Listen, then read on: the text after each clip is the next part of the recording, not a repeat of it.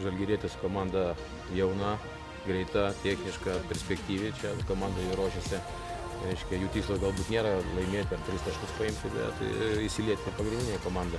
Mes jų bijojom, kadangi prieš tą turą jie šilė, 4-0 laimėjo, sutriuškino šilą ir biškai mes, aš galvoju, šiandien mes taktiškai laimėjom, mes nedavėm jiems erdvių, nedavėm pabėgti, nedavėm greitų atakų, vat vieną galę jie surengė, per 90 minučių mumis nubaudė. Mes pasirinkom tokią taktiką galbūt daugiau nuo gynimo, kad nebūtų erdvių ir ant kontratakų, tas mums pasiteisino. Jie puolė mus, daugiau galbūt tą kamuolį kontroliavo, bet mes išlaukėm savo momento.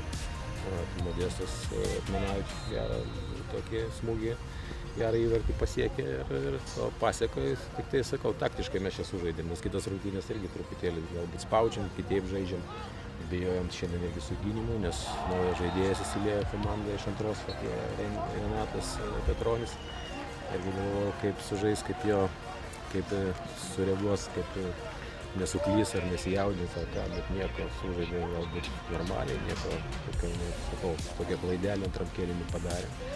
Ir noriu vyrams padėkoti, paėmėm tikrai 3 labai sunkius taškus per kraują, nes Žalgirietis ir Utena atpašė, ir Šilą, ir čia, sakau, jie dar ne vieną komandą atžais, o mes namuose pasiekėm pergalį.